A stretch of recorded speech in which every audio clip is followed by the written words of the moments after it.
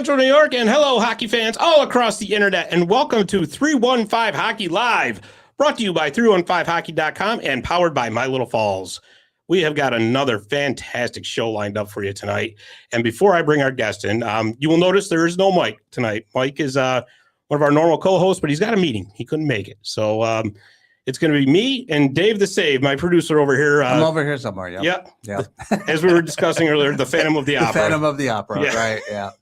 You'll occasionally hear his voice come in without him being on the camera. And that's, again, like I said, the studio is not haunted.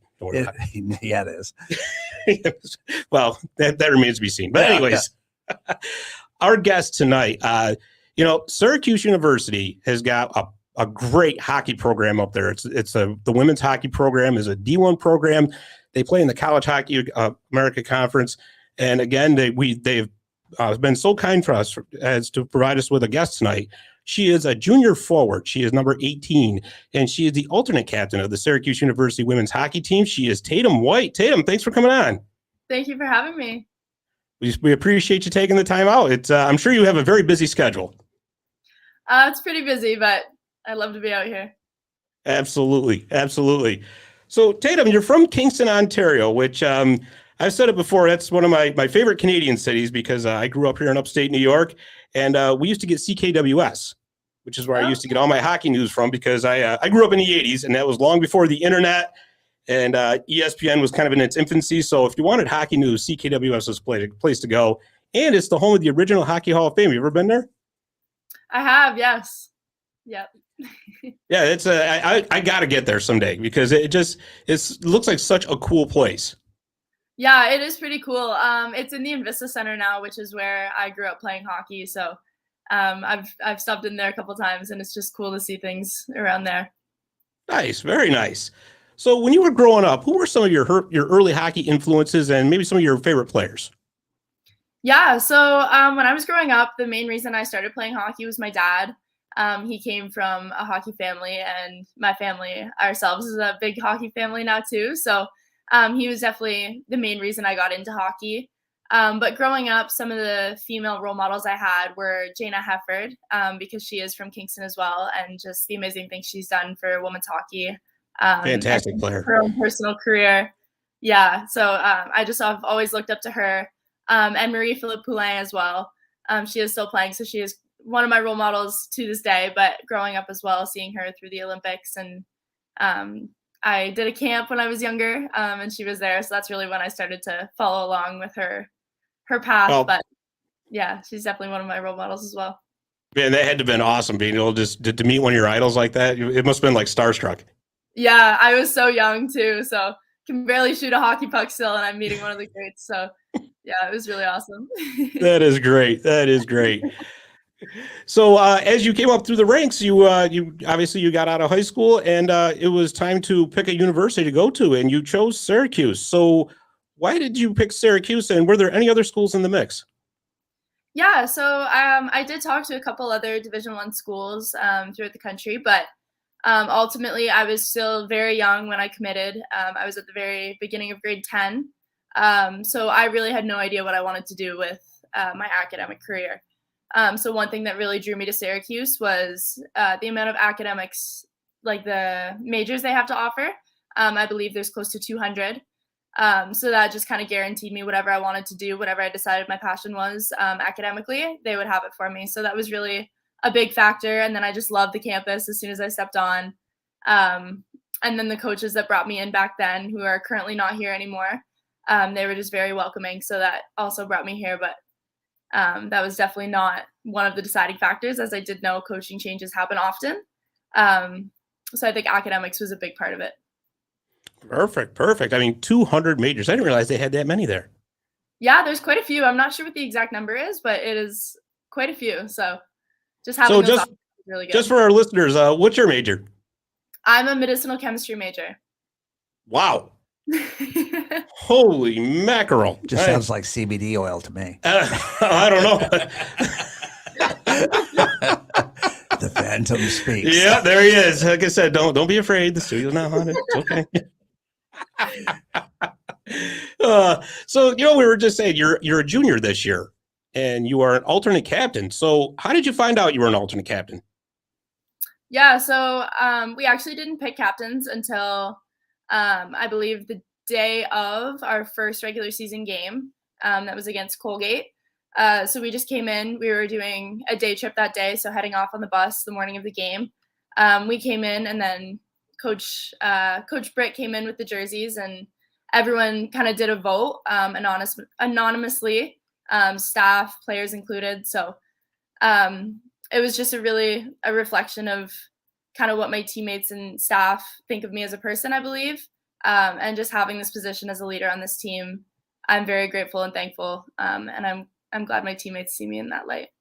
And that, that is fantastic that it was your teammates that picked it, because I mean, I know there are some, different programs, different teams where like coaching staffs pick the captains and all that, but for that to come from your teammates what it does is it speaks volumes to your leadership. Yeah, for sure. I think obviously the coaches did have a say, and just having the staff included in that. Our culture here is very inclusive with everyone, and everyone needs to be on the same page. So it was really just everyone's votes all together. And ultimately, I believe it did come down to the coaches, but just having the support of my teammates just really puts me in a great position to lead and to want to have the best for the team moving forward. Yeah, absolutely. Absolutely. Well, I'll tell you, I've watched your game so far, and that goal you scored against Merrimack, you know what? I thought I watched you shoot that puck, and I'm like, she could shoot a puck through a refrigerator door. That was a hard shot. Let me tell you. Thank you. I actually kind of felt bad for their goalie. Oh. You hear that go whistling by her head, but it's like one of mine, right? Yeah. Again, the Phantom. Here he is, right? But you've also been a face-off machine this season. You've been very successful in the face-off dot.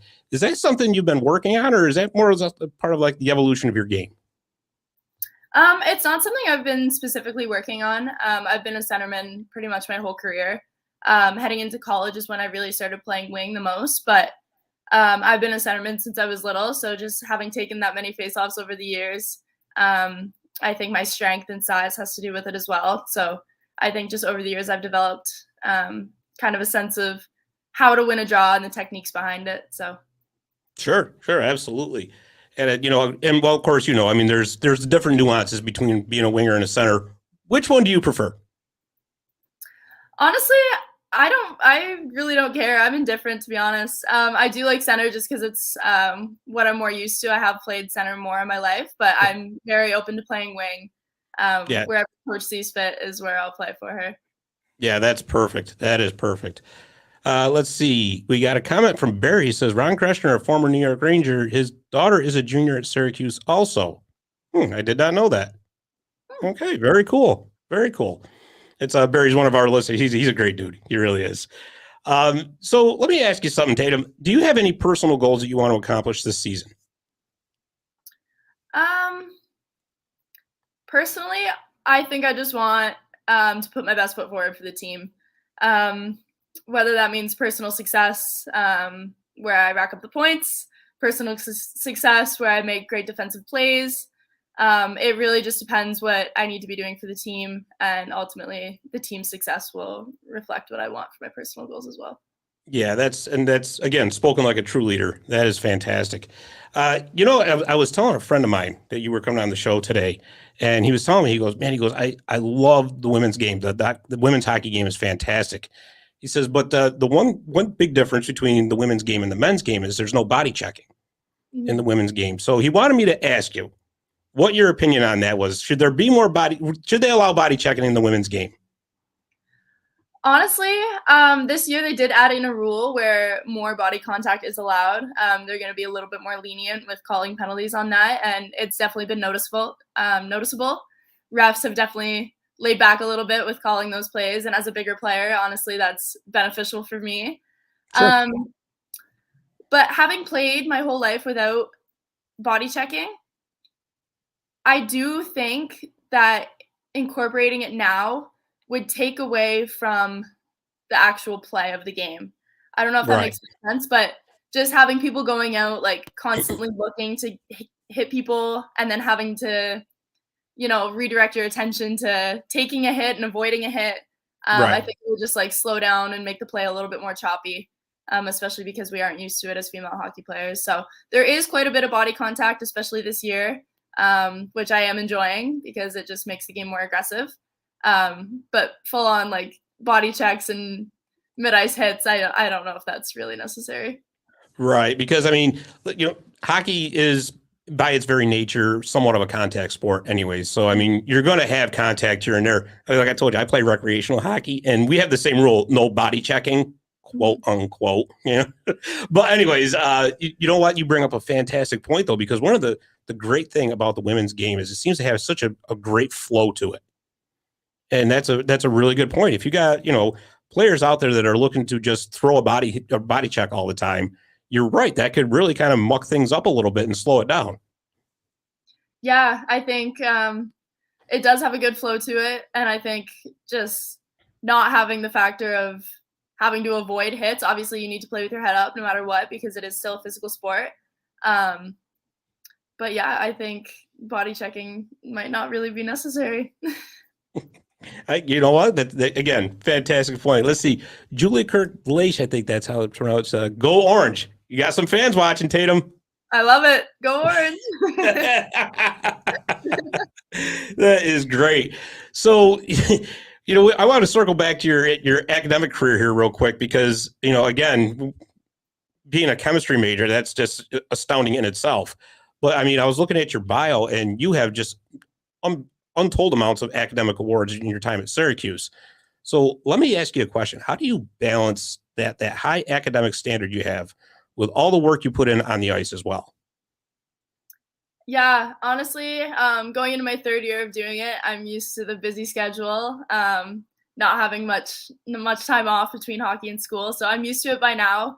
It's just kind of routine for me, but it really does take a lot of determination. And I think having been a student athlete my whole life, that's just something you learn over the years and develop as part of who you are. So I've just always, that's all I've known is to work hard and put in the time and effort to everything I'm doing. So just wanting to pursue my goals and academically and on the ice, it's what it takes.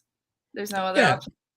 Yeah, absolutely. Because I mean, I'm just curious how that works though. Because like, say you have a game, like you got a game upcoming this Thursday, so do you have to like rearrange classwork, or is that something you like have to do like a tutor work kind of thing, or how does that work? So for me, a lot of my classes, I'm lucky that the slides are posted online. So obviously I'm not there to see what the professor has to say in class, which would be beneficial to know, but Sure. A lot of the basis of the content is posted online, so I can just go review that after. And that does obviously take up more of my time, but just staying on top of things. And if it's posted ahead, I'll get it done before the game, before game day, just to stay on top of everything. But it does take lots of review and circling back to classes that I've missed for sure. Wow, I mean that's just got to be such a full day every day, really, no breaks whatsoever. Barry also wants to know any relation to Laura White, who became one of the first female referees in the AHL last year. I don't believe so, not that I know of. Hey, listen, that's okay. You're a trailblazer in your own. That's for sure. So let me ask you another question. What are some of the other like toughest rinks that you play in on the road? Well, I think specifically this year, just because it's fresh in my mind, kind of. Going to Colgate, they do have a very loud goal horn. So when they score and when they go on the ice between periods and stuff, it's just very loud. And even against Merrimack, when we played there, their marching band was just like super loud in the stands. So having them heckling us the whole time, it was just, yeah, it's just something you have to play through on the road, no matter where you are. It's a given. So yeah, that's one of the things I love about college hockey, though. They got a marching band at the arena. It's fantastic. Yeah. It really is. Yeah, for sure. And I tell you, in watching that Merrimack game, they had a little bit of a different setup in their rink because they had that huge screen TV at the one end there.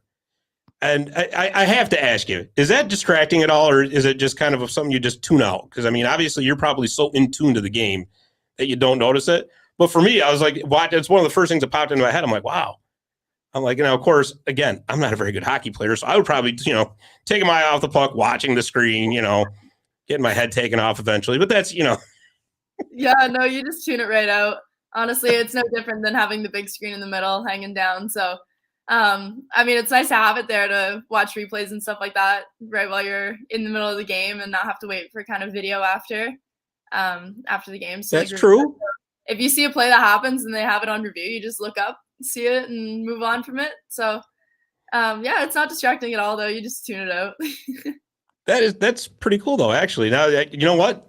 That's a very good point. I mean, you get to watch everything as it happens. I like that. Yeah. So you've got this week you're playing a home and home with St. Lawrence. And then the following weekend, you're playing a home and home with Clarkson. Mm-hmm. And then the week after that, you're probably going to see both of those teams at the Adirondack Icebreaker tournament in Lake Placid. So have you ever played in Lake Placid? I have, yes.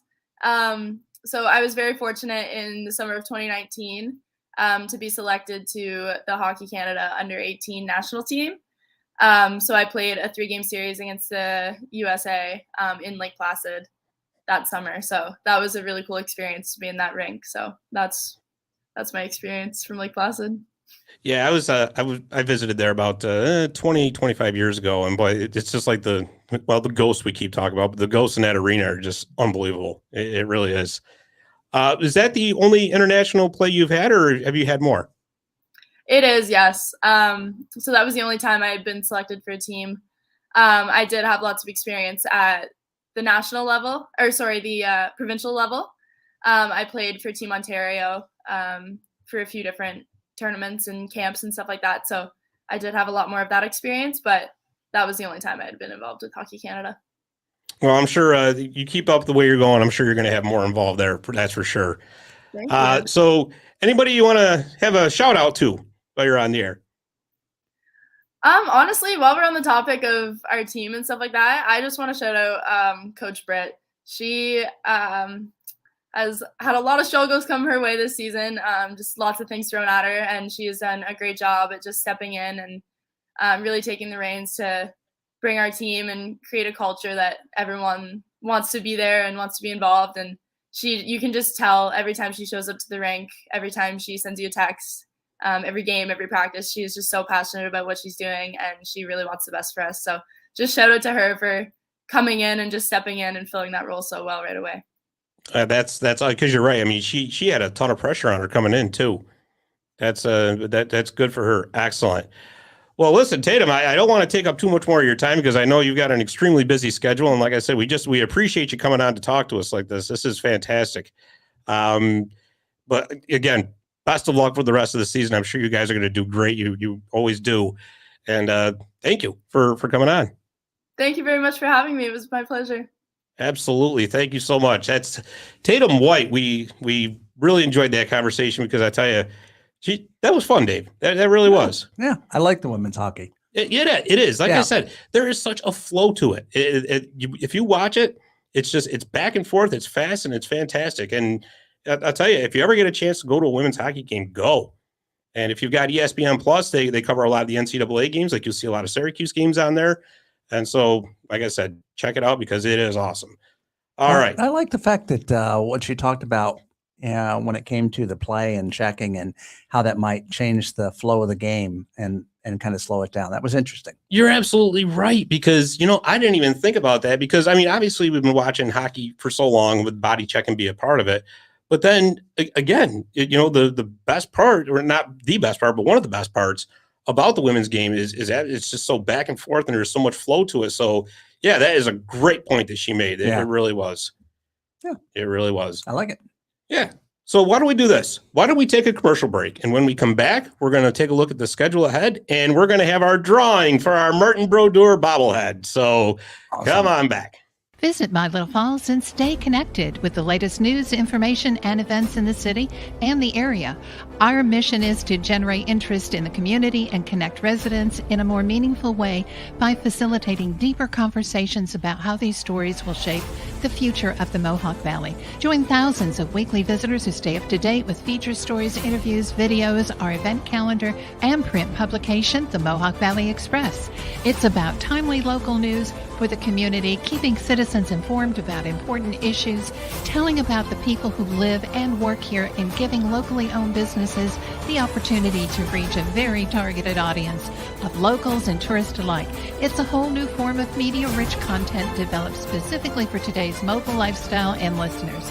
You can download our iOS app in the iTunes Store, listen to our country music streaming radio station, or sign up for our weekly newsletter. Stop by today at mybuttafalls.com. You'll be glad you did.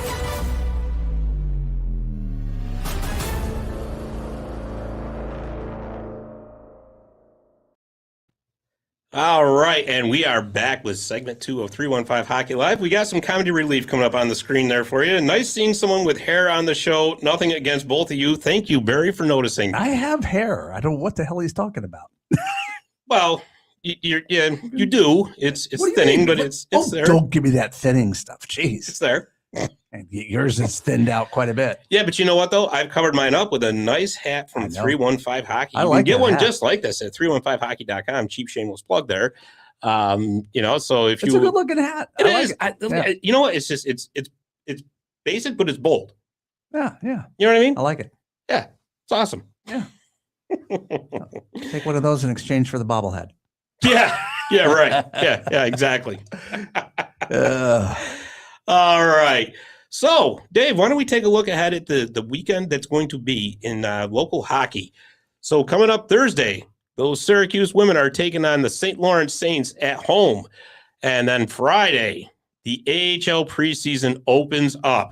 You got the Syracuse Crunch coming to visit the Utica Comets. Both of those teams in the 315 area code are colliding for the first time this season. It's a preseason game, and I think there's tickets still available. So if you want to hop in on that, go to uticacomets.com. Also on Friday, the Colgate men's hockey team, who we just had on last week, they have their regular season home opener against the Northern Michigan Wildcats, and the Colgate women are on the road. This is going to be a big series right here. Colgate is ranked number 6th. Penn State is ranked number 11th. They are meeting at Penn State at the Pagula Ice Arena. And then moving right along, what do we got next here? Saturday, October 8th, the AHL preseason continues. The Syracuse Crunch have their home preseason game. They're playing the Rochester Americans. The Colgate men are at home once again for the Northern Michigan Wildcats. It's at 4 o'clock. Actually, I think I'm going to go to that game, Dave. Oh, okay. I think so. It's a good one. Yeah, absolutely. And then let's see, the Colgate women are back at Penn State for game 2 of that series. And then the Syracuse women go to St. Lawrence, that home and home series we were talking about with Tatum. And then on Sunday, October 9th, the Comets played their last preseason game of the year. Well, before the regular season starts, that is. They will be at Rochester. The Rochester Americans going out to that Blue Cross Arena. That's going to be an interesting game because I think there's still a little bad blood from the playoffs last year. You think? A little. I don't know. It'll be interesting to see if the Riggies versus garbage plate war starts back up. Here we go. Get the billboards going. Yeah. The Crunch did put one out. Did you see it? Oh yeah, I did. I saw it. Like, oh, here we go. Here we go. Yeah, it's now expanded to billboards. Yeah, but that's just going to make it's just going to be an awesome hockey season. I know. Can't wait. Oh God. Yeah, we'll have to sell insulting commercial space for everybody. Yeah. We could do that. Yeah. So, anyways, in conclusion, we are finally going to give away old Marty here, the Martin Brodeur bobblehead. He's fresh in the box. He's never been opened, as you can see.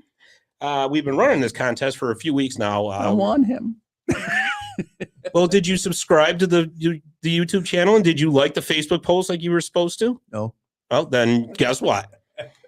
No Marty Brodeur bobblehead for you. Damn. Oh, so anyways. Drum roll. Yeah, get that drum roll out.